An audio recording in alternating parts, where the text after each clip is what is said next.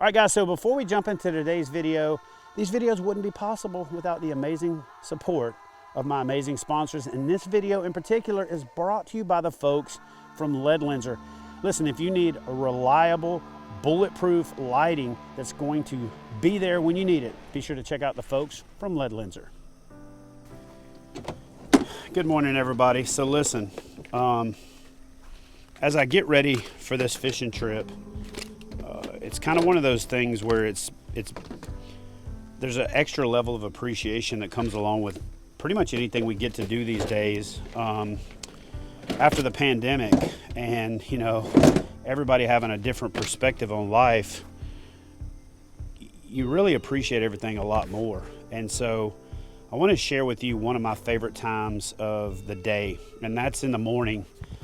By and large, by the time you guys see me, I'm already past one of my favorite parts of fishing, and that's the, you know, getting your tackle boxes ready in the morning and double checking to make sure that you have everything in each little box that you decided.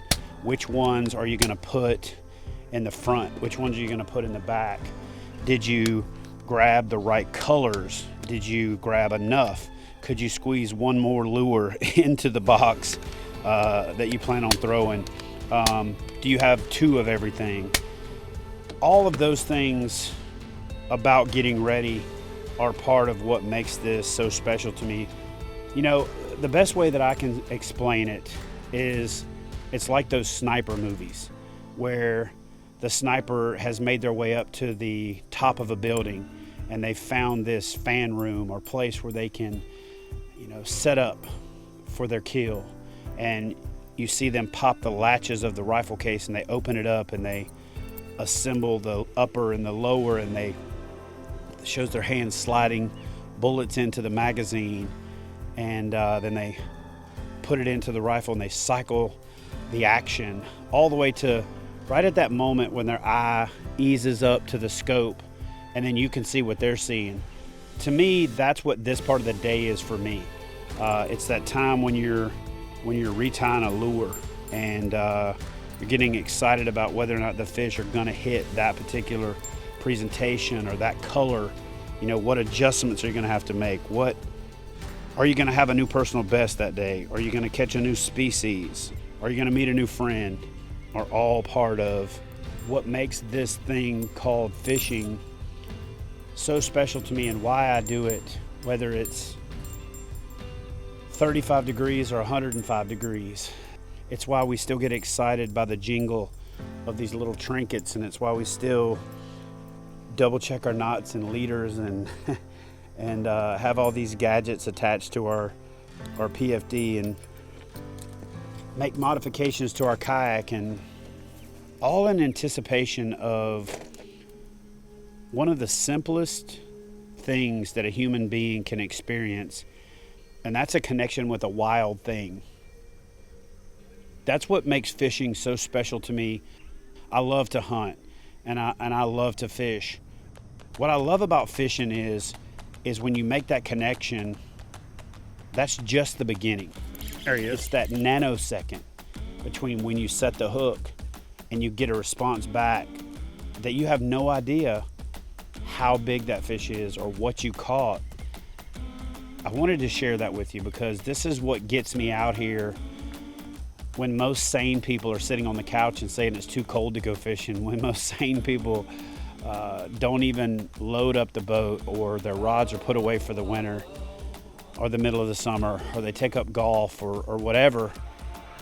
You know, I've said this for a number of years. I don't understand what people who don't fish do. So it's these quiet times where it's only the jingle of a spinnerbait blade or the whatever a loon call is called, the call of the loon, or the whistle of a wood duck taking off before daylight, or the, you know, the honk of a goose that you disturbed nesting on the bank. Man, it's just all those little things that we often overlook that make up the big thing that we call fishing. That's also by and large why kayak fishing is my primary choice for how I fish, because it just deepens that connection. It brings you down lower to the water, literally and figuratively. It makes you part of the elements. It makes you vulnerable. And there's just something special about that level of connection and that level of vulnerability. So guys, as we make these final preparations to head out to the water today, you know, I thought of something as we're starting to get back to normal, or back to our new normal. And it hit me that, and this might make a good country song one day, you know, you're never too young and you're never too old. It's never too hot and it's never too cold to do the thing you truly love.